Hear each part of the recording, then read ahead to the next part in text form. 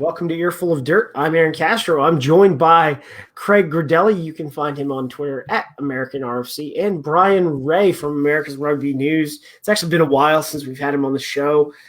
He was on the show in season 1. We should probably get him around, at least once every lunar year, which is less than a calendar year for those wondering. So how's everyone's weekend going? Mine's going great. I just hung out with the family. Went to my parents' house today, so my mom and dad could hang out with their grandson. And yesterday we had our first third-party babysitter. And me and my wife went out for a date with another couple. So big milestones in the Gradelli household this weekend. Nice. I have no such cumbersome things pulling me back like family. So it's been a rugby weekend as usual for me. No surprise there. I was we went and saw Brooke's parents as part of our trip to Texas for the Baylor OU game. That was as bad as the Falcons losing to the Patriots. In a Super Bowl. So Baylor's up 31-3, close the half, and then they don't score a point, and Sooner, baby. And the Sooners score 31 points in the second half. How do you not get one field goal? That was awful. As part of that trip, we did hit the the Texas Hill Country portion of the Texas Whiskey Trail. So that was really cool. Stopped by Ben Milam Distillery, Andalusia, if you say it in Spanish, whiskey company, Crowder Barrel Whiskey Company, and Balcones Distillery up in Waco. So good time. As I shared with Craig before the show, I came home with quite a lot of liquor, but to that point, I'm more of a connoisseur collector type person. I don't drink that often, so I probably won't drink till Christmas. So what a waste! What a waste! Writing EOD fans, tell Aaron that's unacceptable. We want to see an empty bottle every week on the show. Wow. Okay. So getting into MLR stuff, we'll get into some national stuff later on in the show. With the signings, we've got a lot. We've got re-signings. We've got signings of players and also signings of coaches to talk about. Just focusing on the last 7 days, we've been off for 2 weeks, but because if I give you more than the last 7 days, it's like about 50 people. So, but here we go. Re-signings for Utah, Hulu Hollow Mungaloa and Franco Vandenberg. Both loose heads. Solid. Franco Vandenberg, solid. Locking the front row. A lot of front rows in this set of names here, or at least another couple. Yeah, good signings. Pretty obvious that they were going to come back. Utah has kind of struggled in the scrum at times, but actually, I'm disappointed that Mongoloa didn't get as much time last year as I kind of thought he should have. I mean, he's a U.S. Eagles international, and when he came in, I thought he was better in the scrum than Franco Vandenberg. So hopefully, with the new coaching structure, you'll see a little bit more game time. But yeah, two essential figures coming back for them. I really thought with the intent they brought in, what is considered a pretty good scrum coach last year in Stevie Scott, and overall their scrum seemed to do worse than it did in year one. And I really wanted to see Hulu Hollow grow because we're in a space where we're trying to figure out another loose head, especially with Eric Fry and Ollie Khalifi, basically hanging it up with their Eagles career. Both are Ollie's 36, so late 30s, and Eric Fry's about to be 34. In rugby though, that's as Brian knows, there's an old man. I thought they would do better, and they didn't, and that gets into Stevie Scott got a dispensation and left his contract early and returned to Scotland. He did help the U.S. a little bit during its preparation for the PNC, but he's now back. I think he's working with London Scottish. That's correct, actually. But to replace him, they brought in Sean Pittman, who has done a pretty good job with the U.S. scrum so far in the last 2 years under Gary Gold. So I think it's going to help them a lot. Moving on to New Orleans, Cam Dolan. I mean, my man. Yeah, he's the face of NOLA at this point after last season, I think. He's obviously getting up there in years as well. He probably, may or may not be back for another World Cup cycle in 4 years, but certainly for MLR, great guy to have on the team. Only 29. He's the leading USA cap holder, right, in the past team. So he got some tread on there, but like I said, he's kind of, at least in my mind, he's almost the face of the franchise down there. So I'm sure they're happy to re-sign him. Yeah, pretty required signing there. Everybody, I think, knew he was coming back. He actually had a year remaining on his contract. He signed he's a 2-year extension, so he's with them through 2022 now. So what I really like about what NOLA's doing isn't just the number of guys they've resigned, but the number of guys they got on long-term contracts. So they're going to have a really competitive side now, and one that's going to be together for the next 3 years anyway. So that's a really good sign for NOLA fans. Then moving forward to Seattle, they're only signing in the last 7 days, but they have been coming out usually about every week. But last week we only had hooker Stefan Kutsia come back, re-signed. They had some players early the week before, but he had a really good year for Seattle last season. Yep. Yeah, another solid signing. Good hooker, scored some tries. Seattle will also probably be a potent team this year. So, yeah, hard to see them not competing. 2-time defending champions. A lot of the core guys coming back. Could see as certainly one of those guys, easily their first choice hooker. So we'll see who's coming in behind. They had True Wheeler and Shepard last year. Maybe keep the same group together, but he's certainly a crucial component both of the scrum and the lineup. I mean, you got to keep Trierweiler there specifically because of the Hulk Hogan shave and dye on his head, on his dome. It was pretty bad. It was pretty awful. And he grew the Hulk Hogan beard and bleached it. Yeah, guys, just let's start with monetary fines because some of these are getting ruthless. And on to signings this last week. Utah's got a bunch, so we'll go by team here. Caleb Meyer, Calvin Whiting, Dwayne Polita Ivao, I think I got that right, Veramalua Vugakoto, and Bailey Wilson. Yeah, look, I mean, none of these names jump out to me as big game changers for them, but it's good to see Utah. They were so quiet last offseason.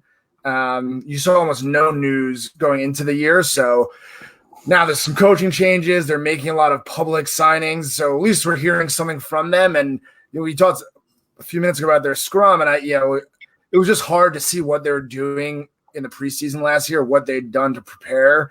And now I think we're starting to see a little bit more to give you a sense of faith that they're going to enter the season as well prepared as the other teams. Yeah, I think the two Pacific Island guys, they just got Dwayne Politavao, the scrum half, and Veramalua Vugakoto, the hooker, are going to be very big signings for them. Politavao, scrum half, has been a real problem for them in both their years. They really haven't had a settled guy. They had the Nichols brothers in there. They've had Johnny Ika this past year, but he's really more of a utility guy. They haven't had a great specialist, so I think Dwayne is going to make a big difference for them. He's a quality scrum half. He started 3 matches for Samoa at the World Cup.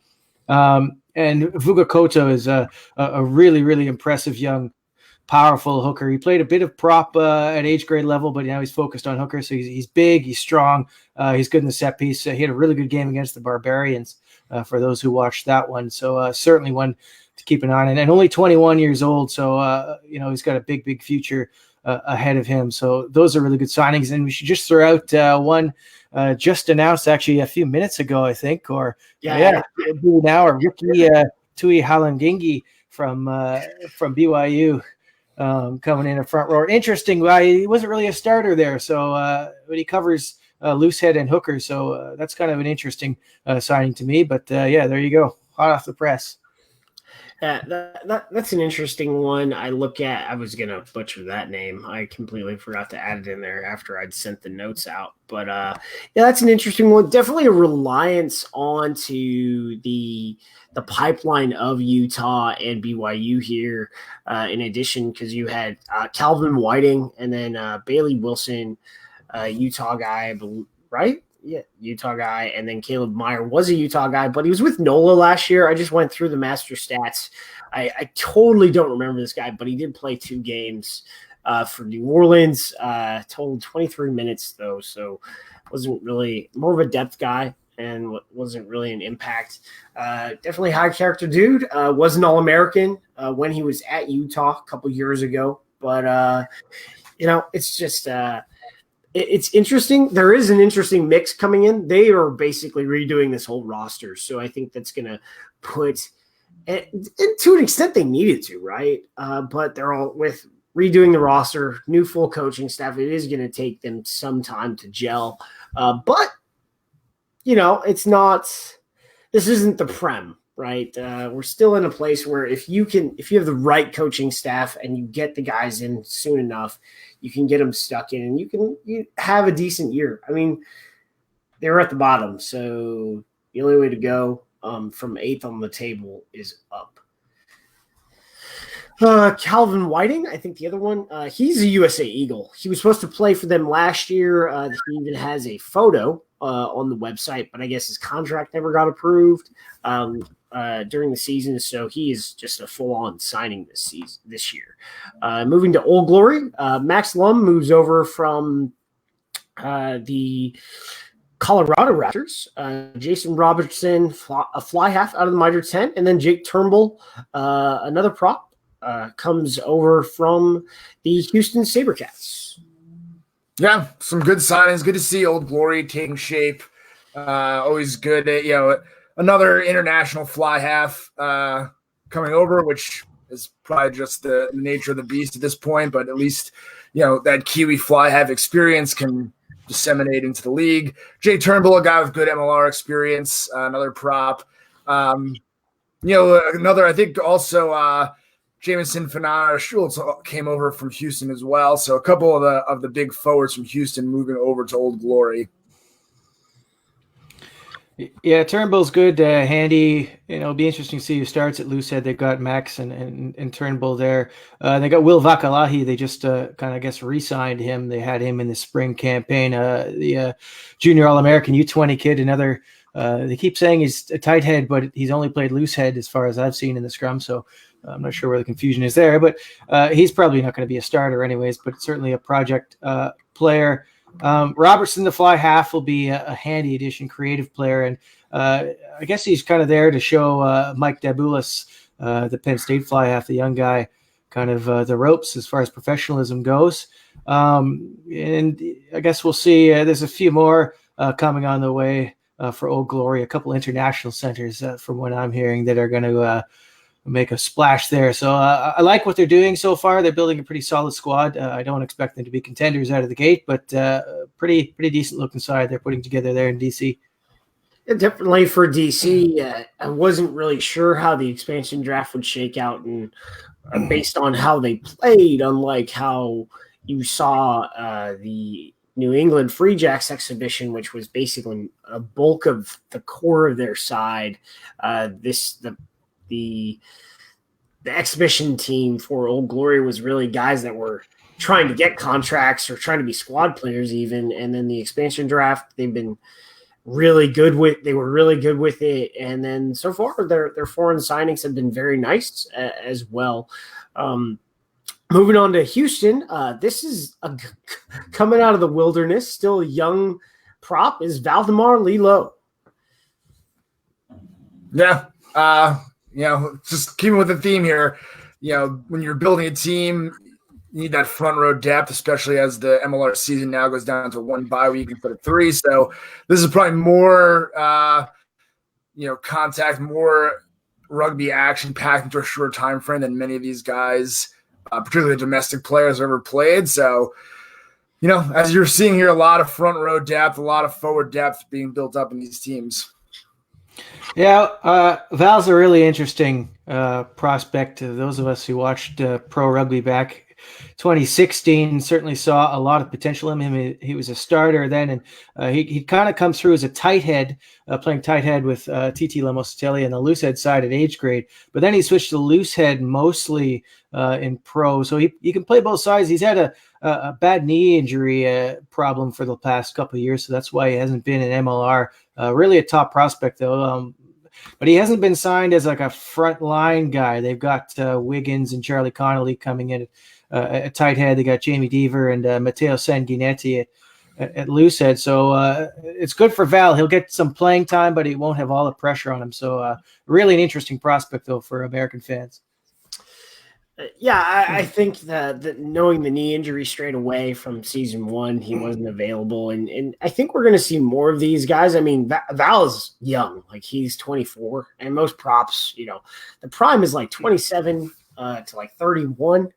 And so he'll get a chance to learn from some really strong scrummagers at this level. And we need more props. We aren't really growing them on trees. But I think we're going to see more of the guys that hard to say that didn't want to move necessarily, that played some in pro, that don't want to miss the train. They're going to start coming out and signing contracts. A lot of them, I think. And then in Atlanta, Paris Hollis, who was an All-American at Life University in undergrad as a prop, he's signed as a loose forward for Rattle. Yep. Hey, props for versatile athletes. This most of these guys we talked about today are foreigners. This is an American-born player, so good to see that also working its way through the system, being developed locally. Yeah, Paris is a really kind of freakish athlete. He's very, very quick, and he's really just a bit too small. He's actually played loose head prop, I think, once for the 404 team pretty recently, but he's only about 220, 225 in there, so he's just a bit small to be playing in the front row at this level. So they're going to play him on the flank. ATL has been so slow with their kind of social media and getting players out. Like, we're getting close to preseason schedule right now. We only have a few guys announced in their team and a lot of key guys who just haven't been named yet. I mean, Ross Deacon hasn't been announced yet. He's moved over from Rugby United New York. He's taking classes at Life along with Harley Davidson. There's another one, Harley Davidson. I mean, he went on at the Rugby Town Sevens and told everyone he was going to ATL. And then he's confirmed it again in the social media, and they still haven't, as far as I've seen, put out any kind of release. So I think ATL's got to pick it up in the communications department there. It's like re-enrolled. Yeah, I think when Chance Winkluski signed in New York, it said on loan from ATL, but there's been no announcement from ATL saying that. So, is that true? I don't know. I guess we'll find out. They actually did. They got Chance on a couple weeks ago. But it took forever, yeah. Like I didn't see the announcement, but yeah, I mean, we all see. I think when you guys because Alex Mon or Colin Mon rather was also on loan from ADL, and they didn't say anything. And obviously, they've had a big time change in their administration, and we won't really get into this time. Maybe we'll be able to get into it another time. But they had a big time change in the back room, and it just on the away from the field side, they are struggling they're struggling less now, but still struggling. This is the best way I can put it. On the field, though, they're tearing it up right now. So Yeah, Life and 404. I think they're going to be all right. I don't think they're necessarily going to be a contender, but they'll be at least middle of the table. If you put it at 1 to 12 rather than 1 to 6 in the East, I think they'll be a very competitive side. They've got a solid coaching staff and a lot of young players. Paris Hollis. I think if you saw the club championship game last year, like Brian said, he's an incredible athlete. They're going to have some incredible back rowers. Fenria Huda and Paris Hollis. And if you add Ross Deacon to that, especially if Ross Deacon is healthy this year, because he really was struggling for fitness last year with New York. Moving on to San Diego, Tavita or David, depending on when you knew him. Tavita Tamilau is back in the United States after his contract ending with Glasgow ended early, and San Diego's like, hey, let's just get this party started. Naturally, everyone's on San Diego. But look, Tamilau's a name here that everyone who follows American rugby will know. He's an on again, off again type with the Eagles. But certainly a great player for MLR, as Aaron said, back from overseas. So hopefully this helps him reintegrate back into the American system. Because I think he had a lot to contribute when he was a healthy and desired member of the international squad. So, being in San Diego, being around these other internationals, being on the U.S. soil all the time, hopefully it'll be good for San Diego for sure, and hopefully it'll help him get back in good graces of the team.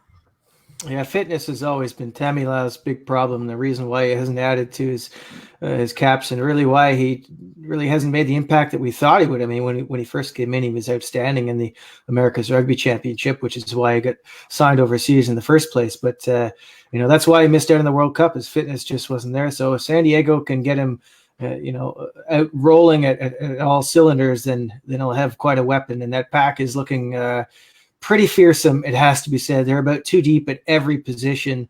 And questions of the old salary cap certainly popped up when we saw Tamilau signing for San Diego. But what can you do? They're certainly going to be, if not favorites, certainly up there with Seattle to challenge again for that winning spot in the West and maybe win the whole thing this year. Tamilau had some really good highlights in the short time that he's been, I guess, back with Glasgow. He had that crazy, 90-meter try. He had some games where it showed he had fitness because he played 80 minutes in some of these games, and it's just very weird a lot of our I think minutes can be a little bit deceiving. The problem with Tamilau is he is one of these guys who can kind of float in and out of matches, and what they're looking for is a little bit higher work rate off the ball than what he's been seeing, getting more touches. I mean, he's such a devastating ball carrier, and he's got great hands. He's such a big man. He can offload out of the tackle really, really well. It's nice soft hands. So, he's really a very good, very talented player. It's just getting him more involved is what they're looking for. If you looked at last year, Siausi Mahoney, he'd never been this fit. And Jason Huntley, the strength coach for San Diego, has gotten some of these guys in some insane fitness. Look at Mikey Teo as another one who has never been he is in world-class fitness. He was in world-class fitness, going into the season, and it showed before he got injured. And even you still saw some of that in the World Cup as well. But I think, it's San Diego is going to be a good environment because they've gotten guys physically in places where they haven't been able to get in other stops they've been. Mahoney was, he was an academy player in Pro D2. It was and they couldn't get him to where he needed to be. And then, comes an MLR where it's, the wages aren't the greatest, even if you're going to talk about salary cap stuff. But, and then finally, Sam Beard to New England. Yep. Sam Beard, another international fly half. I mean, the expansion teams are slowly assembling. We'll see. Now he's in. We'll see if he is the starter up there and what he can do.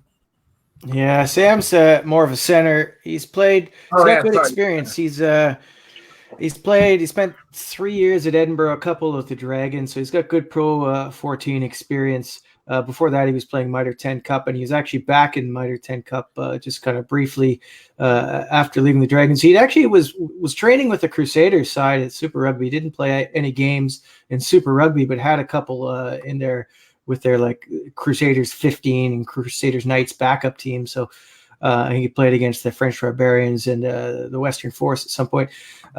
He's just kind of a steady veteran guy. I think, just looking at the guys they've got in the midfield, they got Peter Lupton, another veteran guy, Wales Rugby League international, and they've got Liam Steele. I think he's going to come in and play really well. They could. I wouldn't be surprised to see Beard and Steele, the two New Zealanders, starting in their midfield. He's just a solid professional. I wouldn't think he's going to tear it up by any means, but a good guy to set professional standards. Then also for Colorado, Rene Ronjan. All black center. The highlight tape that one of Craig and a friend of Craig and mine sent me was like Ryberg, but in all black. He just broke people. New York thought they were really, making waves by signing a big internationally known center, and then everyone's just like, "Here, hold my beer." Oh, then they got Nonu out in San Diego. Now you got Ranger in Colorado. So, these are, you can debate the values of bringing international players versus growing them domestically for marketing, for development, whatever. But headline names like All Blacks, if nothing else, they're definitely getting marketing attention. Yeah, it sounds like Castro that you didn't see Rene Ranger when he was coming through in his heyday with the All Blacks. He was a force, and it's kind of disappointing. It was only really injury and obviously the competition in New Zealand that kind of prevented him from winning more caps. I mean, the guy trucks over people. He's awesome at 13, awesome at 11, wherever you want to put him. He's 33 now. He's a little bit past his best. But he's still going to be an impressive player out there. And, they've got him. They've got Digby Ioane now. They've got, a pretty impressive backline they put together. Probably they can put two backlines out there that would be perfectly fine, standard and MLR. So, Colorado putting their chips down, although, the one thing I will say about that signing is he's not a prop. So I'm a little bit concerned about that. Not a prop and not a lock. And they also got the guy from Counties Manukau, Sam Slade, who is the U20, the New Zealand under-20 kid. He's just a young guy, 20. I think he's 22. He's played kind of second row and blindside flanker. So, but he's another one of these utility guys. They got Curry and Stewart, who also are very, very similar style of players. They can play second row, blindside, or number 8. I still think they're short a genuine lock and probably another good prop in their front row. So I'm a little concerned that they put so much thought into their back line. Let's hope they get the ball and get some front foot possession. Well, if Brendan Daly doesn't play 6 at all this season and only plays 4, I will be happy when it comes to their lock needs, because they put there was a time I think they had 2 6s at 4 and 5 in one game, and Brendan was playing 6. It made no sense to me. I feel like when the announcement was made, it's like, I should know who this person is, and I didn't. And then I saw the highlight tape, and I was just like, oh my gosh, he's gonna tear the midfield apart. So that wraps up our signings for this weekend for players. Moving on to the coaching staff, this one obviously I think we all assumed Andrew Suniula is going to be an assistant coach on the staff for the Austin Herd. Yep. Suniula family, well known in the American rugby landscape. I'm sure it'll be a good addition, and good to see Austin ticking forward, trying to they're just bringing in the heroes of American rugby with Clever and Suniula to try to move past the rough 2019 season that they just got done with. Yeah, I don't know how I feel about this one. I like Andrew Suniula a lot. I think his his role as team manager was probably a good one. Interesting that he's moved straight to the coaching staff. It looks like Austin are going for an all USA or domestic based staff. They do have a head coach. I've asked why I am basically tied to. I can't say who it is because I know who it is, but yeah. Maybe it's a visa thing. I mean, we've seen with Seattle not getting visas twice. Maybe that is it. But I saw the resume. It should be good to go. It's just one of those things where, hey guys, let's ramp this PR up, just like Atlanta. Yeah, strange. I don't know what the holdup is there either. But it'd be nice if they got that done and start announcing a bunch of their other players as well. So and then moving to New York, this is a great one. I couldn't believe they got him back. Marty Veal, his former head coach of Old Blue, Mitre 10 player, carries himself more like just the motorcycle mechanic that he is. He was coaching under Tony Brown with the Sunwolves this last season. So I thought he was going to be the head coach of New York, 2 years ago. And then he went back to New Zealand for a little bit before he moved on to Japan. Yeah, great signing. New York definitely excited about having him on, building out the coaching staff. It's just another name that they've also, I think we talked about a couple of weeks ago, they've added to their strength and conditioning staff. So, New York really building a full coaching platform, and he's a great addition to it. New York, as you mentioned, New York guy, knows the city, and he's well known here in the community.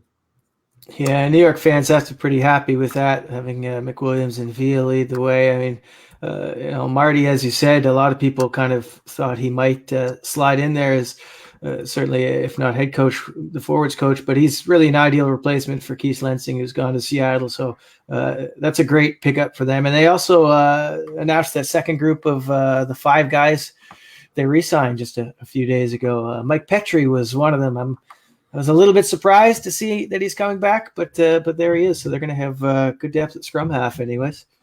You got bored just coaching. Yeah, Petrie's back. Rochford was one of them. It was all Connor Wallace-Sims, I think, was on that list. It was all guys, stalwarts from last year, starters that had played that I think were mostly expected to come back, except Petrie, who might have retired. I did think Petrie probably, I think was one of those names where, he had a decent season, but probably was going to retire. Didn't say anything, though. He didn't say anything. And then I think he had a conversation with Greg McWilliams after that was finally, made clear and it was done. And, he'll come back and do some mentorship. I don't think because dude still has to work, man. Still got to coach, still got to teach. Has some young kids, and he's 36, 37, I think, about me. 35. It'll be 36, older than me. You're aging everybody here. Brian's age. It'll be interesting to see if he starts. I think, he's had a great year, but I think he's also very closely associated with Mike Tolkien and that regime. So we'll see if he's held in as high regard with the new coaching staff. I think at the point that they could have made a change last season, Marcus Walsh was injured, and then it was so solidified that Mike was the guy, and he had some really good games. Don't get me wrong, but it was like Walsh was just struggling for fitness, and they didn't have a third scrum half. And really, even in this league where you only play 16 games for regular season, you need depth at specific positions. Rooney really struggled at fly half and scrum half last year. The difference is unlike at fly half where they couldn't keep anyone healthy, Mike, was like an Iron Man. He was pretty durable throughout the year. Yeah, I can't say that he didn't make an impact. I mean, he was, have to give him credit where it's due, but I do think Higgins, the Irish kid coming over, is going to take over that starting role this year. At least it'll be between Walsh or Higgins, anyways. And that'll change. They're just different players to Petrie. So, it'll be interesting to see how Rooney is functioning this year. So, quick before we move to the next segment, we talked a little bit about where he'd place in the East, where he'd place in the West. As we're starting to get through a decent amount of these, signings, re-signings, quick reaction from you two. Which conference is going to be tougher to win, East or West? West. Really? I think the East. I think the East could be wide open aside from Toronto, really. Well, that's what makes it difficult. Rooney. I think it's I think the East is the more exciting conference. I think the West is boring because I think we're really looking at San Diego projected and then Seattle. And then I really don't know who would take third in the West right now. It's really up in the air. Yeah, I agree. 2-horse race in the West. The reason I say the East is tougher is because there's a lot of good teams there. New York's looking good. Toronto maybe hasn't rolled out big high-profile signings, but they're looking pretty solid. They're bringing back another player pretty soon, popular player. They'll announce him in just a couple of days. So they look, they're going to be strong. A lot of repetition. Nola Gold, we talk about them. They're going to be really strong. They've added some really good players. Even the Free Jacks and Old Glory are going to be, they're going to be competitive. They're not going to be pushovers for expansion size. ATL, I mean, we don't really know what they're going to do. They're such a young side. They still got some key players to announce. So I think the East is really, really going to be. Have you been watching the ARP? Because I have watched most of 404, not really live, because I don't really want to spend that much time on, I guess, amateur rugby, quote unquote. Amateur rugby, but 404 tore through the ARP, and Mystic has a lot of Free Jacks players, and although compared to last year's Old Blue team, this didn't have nearly as many MLR players, but there were like 5 or 6 guys, maybe 7 guys on various weekends that played in MLR that turn out. I wouldn't put a lot of stock into that. There's a few reasons. One, for the Free Jacks, those guys aren't going to be starters. If you look at the Free Jacks roster, they brought in half the team is from overseas. They're going to be a very, very different side. And ATL, I don't think you can compare domestic, a game really at domestic club level up to MLR. I mean, it's not like MLR is miles and miles ahead. It's not the Premiership, as you say, but I'm just saying it is a lot better. And I think that young guys are going to find a different level of contact, especially and competitiveness at the tackle area and the breakdown than you'll find in the ARP. Oh, I think there is a strict difference between MLR and the ARP. Don't get me wrong. I think there is a big difference. There is a significant gulf. But last year when Old Blue did very well and Nyack did pretty well, most of those guys played a lot. Like Connor Wallace-Sims played a lot. Dylan Foster played a lot. Granted, we knew they were talented and they could play at this level, so it's a little different. I just think they look good now. The question is, how good are they at that level and what does that translate over? But I also like that the ARP is over and they're not doing a really long and protracted preseason like one club did 2 years ago. So moving on, big topic.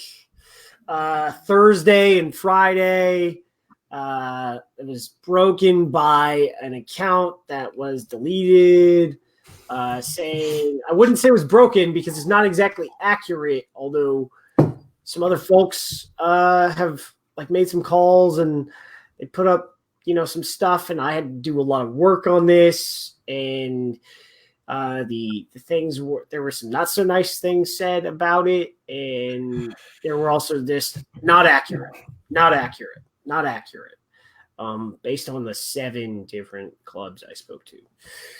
And what was that? It said a team would be leaving MLR and starting a new league. I will pull. This is going to be a monologue. So the Shadow Group of American rugby people were the original 7 teams.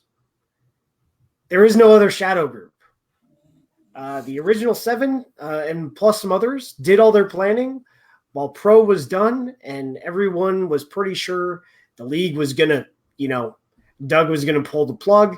And that was pretty early after pro was done. Like it was like they started planning pretty early.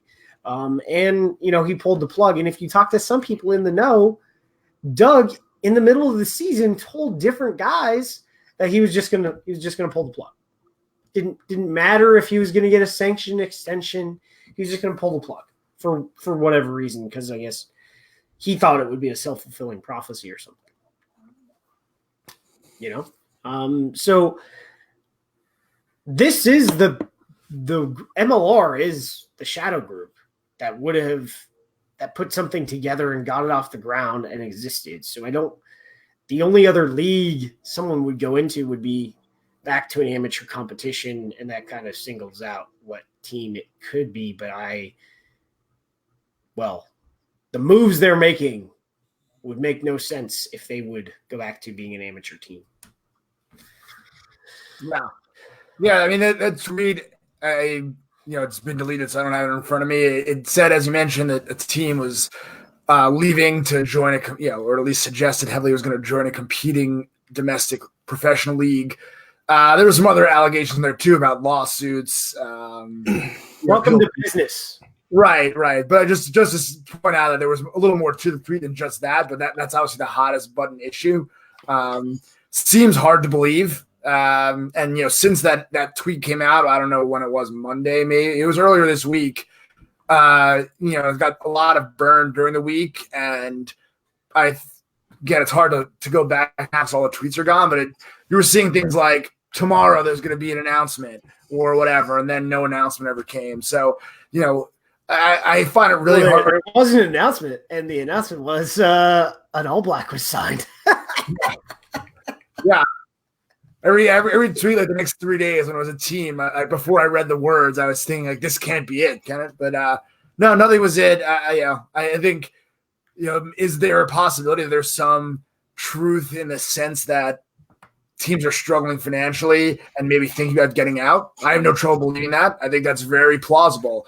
Do I think it's plausible that one of them is pulling the plug before the 2020 season at this point? I would have thought that was very unlikely, and now that this has hit the news waves the way it did, and we haven't heard anything. No one has, everything we've heard has from official sources has said otherwise. I find it very unlikely. Yeah, there's no sense dancing around it, guys. You might as well just come out and say it. The intimation was that the Colorado Raptors were going to pull out of Major League Rugby, and look, like you said, maybe they've got some financial issues, maybe their cash is a little low, but so what? Like, I'm pretty sure that's across the board. It's a startup league. The average attendance is a little over 2,200. It's not like anybody is making big business here. Not even the Seawolves are selling out every game, right? So the suggestion that a team is having financial problems is okay, and just about everything else on there was just run of the mill, running a professional league stuff. As far as Colorado dropping out, you could see. Notice they've changed the name completely. They're not Glendale anymore. They're Colorado Raptors, which if they change owners, it doesn't really change anything. It means the guys who are running it now will just go back to running the Glendale Merlins program. So it's not really a change in anything. And why on earth would the Raptors come out before the season is even played, before anybody showed up to a game and say, we're dropping out at the end of the season? I mean, it doesn't even make sense. As soon as you announce signing the player and then drop out. One of the other allegations, very strange, was like that 3 teams haven't paid their last capital call. And here's the thing with that, and because after having worked for the league for 2 years, 2+ years, is the thing about that is until the bills are due, that capital call date is basically floating. Like unless an invoice comes and they have to turn cash around, it's a business that's on the float. That's where we're at. We're on the float for a while. Yeah. I mean, look, just even earlier today, we talked about, we made some side jokes towards salary. I mean, salary caps. Teams are investing in this league. They're hiring staffs. They're bringing in well-known players that probably command as high salaries as this league is currently giving out. So I think they are probably losing cash. It's a long-term investment, and it's hard to think that people didn't understand that when they got in. And I don't think we've seen any, other than this tweet storm, I don't think we've seen any sign that people are regretting their decision so much that they're trying to cash out. Yeah, strange. I mean, everybody got into this knowing it was minimum 3 to 5 years to build anything, any kind of momentum whatsoever. So, the league is still expanding. How can you expect, any of that stuff to come to be well oiled in this amount of time when we still got, more teams coming in next year and after that, and people how many cities are still applying? I mean, it's just very, very weird stuff this week. I didn't really pay a lot of attention to it, or I sent a couple of emails to a couple of people, but my initial thoughts were this really isn't exciting news, or all that, or even interesting. Really, it was just kind of like hot air to me. So I'm not gonna say it couldn't happen. It's American rugby. I've talked about how many members are actually in USA Rugby, and what does that equate to when it comes to fans, and how MLR owners are actually in a different space than MLS owners were, even though for the first 10 years ended up Philip Anschutz and Lamar Hunt had to take over a bunch of teams so that they could get stability. But there were over 1 million kids in '94 playing soccer. So there was conditions for success. Where for the MLR, they have to create the conditions to succeed. So it's a long journey. There are only 30,000 kids under the age of 18 playing rugby in the United States. In Canada, I think it's 10,000. So that's in North America. I can't say for Mexico, but in US and Canada, there's under 50,000 kids under the age of 18 playing rugby. So, and I focus on the youth. Don't get me wrong. I love playing senior rugby, but that is where you will capture these people as players and fans for a lifetime, is you get the ball in their hands at 4 years old. That's the reality. Everyone talks about that. You got to start early. Well, you got to start early if you want fans. Went to a Baylor game, and you know how many babies were in their mother's arms at this game? There were hundreds of less than 1-year-olds in their mother's and father's arms because they were going cradle to grave. And that's what you got to do to create a fan base in American rugby. It's a long haul. Professional rugby as a whole worldwide rugby union anyways has really only been here since 1996. So we're not even, 25 years in. And if you look at the English Premiership, which is, I guess next to the top 14 probably, and you certainly put it up there with Super Rugby, one of the biggest domestic leagues in the world. One team made a profit last year. That's the Exeter Chiefs. So, this concern with money and missing cash calls. This is so run of the mill. It's just you got to put it into context here. So then the next one was I loved Bryan's takes on this stuff sometimes. So USA Rugby launched their strategic framework with Ernst & Young. Please, hey guys, don't call yourselves EY. Please don't just call yourselves Ernst & Young, because that just sounds way better. And they talked about how they talked to only 37 people. 37 people is not enough. You got to audit this thing. You got to audit high performance. You got to audit clubs to find out the whole thing. So you're not going to get an audit with interviewing only 37 people across the spectrum. So I thought that was kind of rough. It's not something I would highlight if you had limited time and space. But every time someone says framework to me, when I was in the Army and in plans, you never use the word framework if you didn't want to get clobbered in a meeting. So, yeah. And then, Bryan, you had a great take. Yeah, it's just, you look at the documents, and it's a bunch of corporate nonsense, to put it lightly. Just a bunch of words that mean nothing. Collect dues could have been one of the lines. Instead, it's, come up with this strategy to connect with shareholders and figure out how much this and that. I mean, come on, guys. Really, really silly stuff. And it just looks like, someone else commented on that, not me, that it's just trying to fulfill some kind of World Rugby thing where they want a list of things that they can accomplish and check and say, hey, look, we got, 12 of these 25 things done in the first month. So, hey, we're making progress kind of crap. When I think of strategies and frameworks, you kind of want to see, a beginning and an end goal, and then how you get there, a pathway to achieve something, not just a bunch of silly nonsense points like that really are completely meaningless. To me, the whole thing looked like a massive waste of time. Like somebody spent a lot of money on somebody to sit down and make up all these words that sound funny. It reminds me of that old George Carlin skit where he's talking about the new age world and how shell shock turned into post-traumatic stress disorder, and he just goes on, stuff like that. How we've just put scientific words trying to make everything sound fancier than they really are, and that kind of stuff really turns me off, especially when let's think about this. What's the point of posting that? Who's going to actually look at that? How many people in USA Rugby populace, how many players, your average Joe Rugby player, is going to sit down and look at that document and say, yeah, this makes a lot of sense? Like nobody is. They're gonna not even read past the first page. If you're gonna present something to the public, make it accessible to the public and make it actually mean something, not just a bunch of crap that they put out. That was really disappointing for me. Yeah, I haven't read it, to be honest, but based on this description, I think I could probably deduce a few things.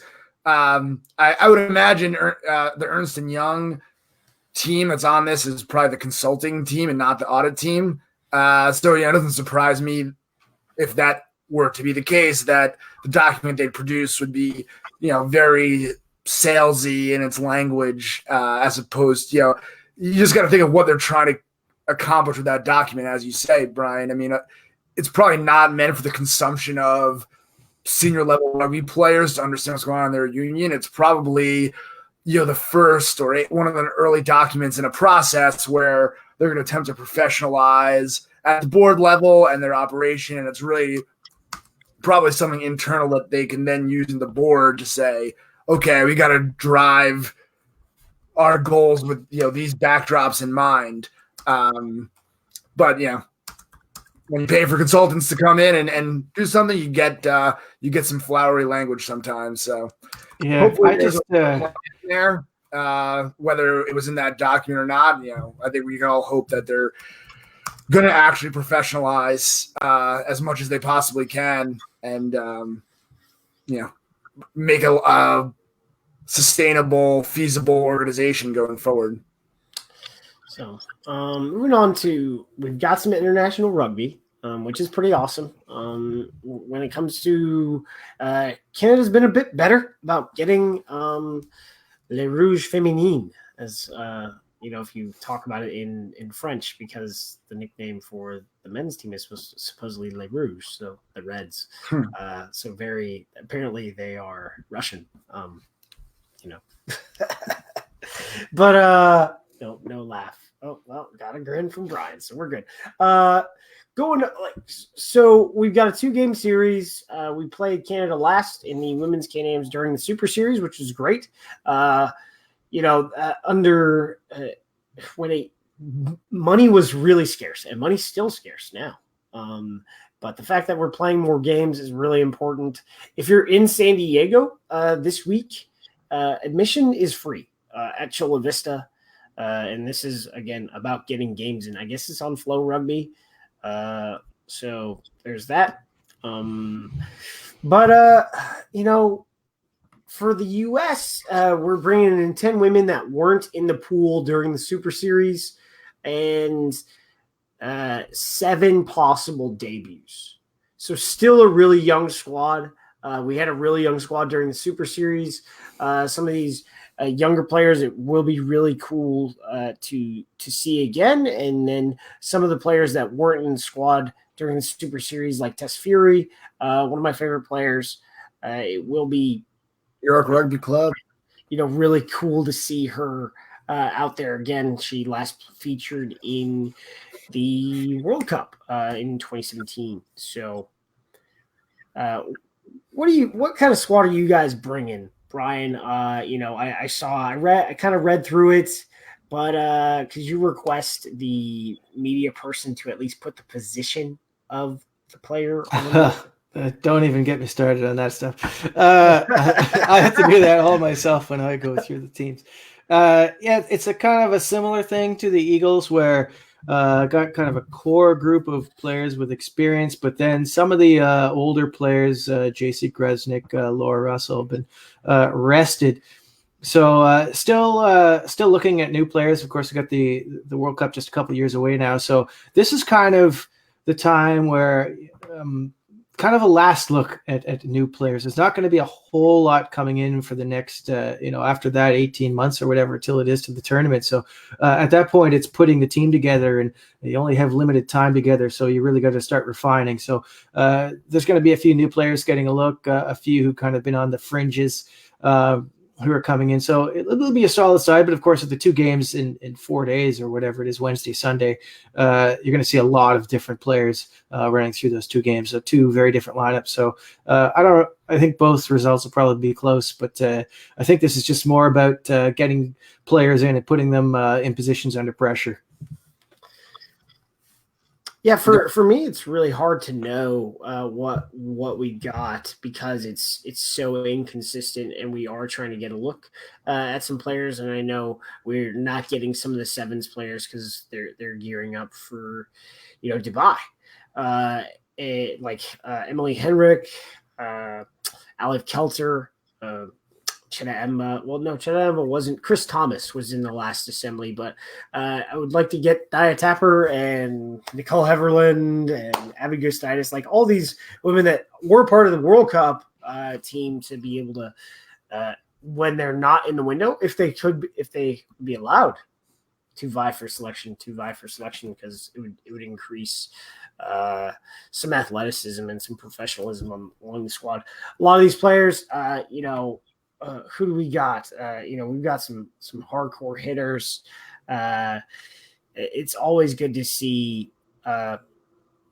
Wait, I apparently did not speak correctly. Emily Henrik will be featuring in this series, but the other sevens players won't. Christine Sommer, a lock who played with Harlequins women last year, is going to be on here, and just the young women is what I'm interested to see, because a lot of these players are really good. They showed their athleticism during the Super Series, but I still want to know what kind of systems we're running, because we're going. I don't know how Sandra runs stuff, but I know that we're not really going hardcore on plugged in attack shape. On attack, at least under Rob Kane. And I think at a certain juncture that takes away from what we can do. And at some point it does give us more flexibility, but it's really hard to tell. But it's hard. It's so little time together. I mean, they don't, I think the women's team, even compared to the men, get very little prep time together. So it's hard to put in complicated attack shape in such I think they only assembled in this case like 5 days ago or something. So I mean it's pretty tight windows. But yeah, I think as you said, it's a very young team for the Eagles. Traditionally have struggled against Canada. Canada I think is number 3 in the world right now. USA is I believe number 5, but in rankings points, if you look at the actual points World Rugby uses instead of the ranks, USA is closer to like 8th than they are to 3rd. So I mean, Canada is a very strong women's side. They had the better of USA for a while until this summer when USA upset Canada. So I think it'll be close. I think Canada, should come in with a little edge here. But USA team is developing, and I think with a longer term view, and that'll mean they'll probably keep getting better. As these years progress towards the next Women's World Cup.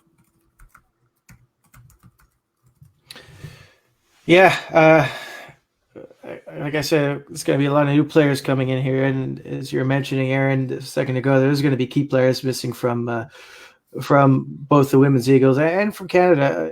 Jordan Matthias is another one, really powerful number 8 who's with the sevens program who won't be there. I mean, these players are going to a lot of their focus. There's certainly the ones in the 7. Karen Pecken for Canada, star flanker for one. They're going to turn their focus after the Olympics. The Olympics obviously coming up next summer in Tokyo. So once that's through, then we'll start to see the actual full strength sides coming back together for these women's sides. So right now it's just about getting players in and having a good look at them. So we did have some questions. So here's an interesting one from Amy Chakowski. What are your thoughts on the reduction of substitutions during a match? And I guess this is along the talks of reducing roster size. No, I go the other way. I like the French way. They've gone to benches. They've gone to full rosters of 28, and they have more interchanges. I think we should just go to 30, and let's play that game because we've already opened the box. Going the other way is going to be significantly difficult, especially when you have unions already experimenting the other way and getting more players, greater chances at being professionals. I guess if you want to have reduced roster sizes at, U8s, go for it. But the professional level, we play the game is significantly different than, the average amateur play. But I also think we should mirror whatever the pros play because the rules should be the same. Yeah, I think the argument you normally hear for fewer subs or whatever is at least the one I find most compelling is that it actually helps player welfare. Counterintuitively perhaps, because if you can't sub someone in, they have to be fitter. They maybe have to be smaller then, so you have smaller, more endurance athletes and fewer huge monsters. I don't necessarily think that's actually what would happen. I think even the big guys are pretty fit at the professional level. So my personal take is, I'm happy the way it is. I don't think we need to add or reduce subs. I think there's a good level right now. But I sympathize with that argument, but I just don't see that would be what would happen. Yeah, I've given about 0 seconds thought to anything regarding it. I don't see really what the issues are with the replacements as they are right now. I wouldn't really look to change anything. And here's the thing, like people are saying, they would get smaller. No, players are only going to get bigger and only going to get fitter. It doesn't matter if you reduce the amount of subs. I think if you reduce the amount of subs, you're actually, especially with the game, with how physical the game has gone, you're actually going into player welfare territory. And one of the things I hate is when you've used all your tactical substitutions and you lose a prop. And they're like, oh, you got to play 14 man down. No, they bring the props back. That's what don't you see Wales messing around out of the game? If someone gets hurt at 70 minutes, they bring me back in. So everyone else is having a beer when they've come out. I'm there with my boots on. Yeah. So there you go. And the other question from both Dustin Zer and Rob Hammerschmidt, they're like, after the Saracen stuff, what is the view? MLR stance on the salary cap, as far as I understand, is $500K. That has been confirmed by several owners and partially and straight up by Bill Webb in an interview with Layman Sports by Derek Brissett. It's $500,000. The max contract is $45,000. Also, I understand not an official, nothing I've seen written, but housing is permissible because we're living in some funny places when it comes to cost of housing. So if you have to put up, 5 players in house, you put up 5 players in house, and you get them to practice and all that stuff. But did teams go over the cap last year? Yes. Did they pay the tax? Yes. This is not the Premiership, as we said a few times in this show. This is a league that's looking to take off and find a permanent footing, hopefully one of growth in this country. One of the last things I'm concerned about right now is people spending too much on their players or on their teams. I mean, it's good to have a salary cap for competitive balance reasons, but I mean, I'm really not. I don't think anyone is eager to go investigating to try to find problems. It'd be a problem if they weren't investing in the teams. Overinvestment is low on my list of concerns.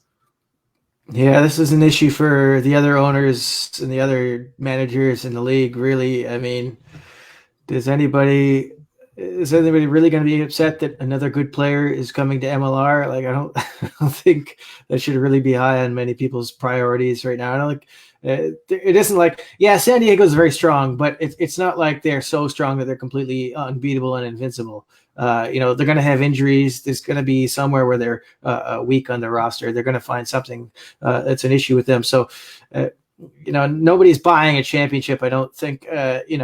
There's certainly some people who were pointing at that last year, maybe, but we're trying to build a league here. We're trying to get it running and trying to get eyeballs on it. So if we get good players coming in and it costs a little extra and somebody behind us to pay a tax because of that, whatever. I mean, whatever. Let's just try and build a league. I mean, that's got to be the bottom line right now. Some teams have been very good with their off-field jobs program and matching players with employers so that they can have a job where they work 20, 30 hours a week and still be available to practice. One of those teams is New Orleans. And they've been able to cobble together talent from across the country, guys who have college degrees. And I understand people are like, well, maybe not everyone wants to go to college. Well, guys, the wages you will make in American rugby right now are not the kind that you should skip at either learning a trade at a junior college or going and getting a 4-year degree and then going into the workforce as a part of a package that allows you to play professional rugby. So there you go. I think we answer that question every month, Not that it matters, but Bryan, thanks for coming on. Catch you in the emails and the Twitterverse, especially this week since we've got 2 games. Oh yeah, have to fit that in the schedule somehow. How are you watching those? Because I don't. Oh, the Flow Rugby ones? Yeah. Probably not. That's the easy answer. Canadians can't watch Flow Rugby. The sooner that USA Rugby scraps that deal, the better for everybody. I think most people are in agreement on that, frankly. Yeah. So, I think I've said that. I work for MLR. Anything I say is my personal view, not that of my employer. So, and Corey will put a better, more legally sounding one at the end of this. Everyone that watched, thank you. And for anyone that wants to hear the answers to your questions, catch it on podcast. It will come out, should be overnight tomorrow.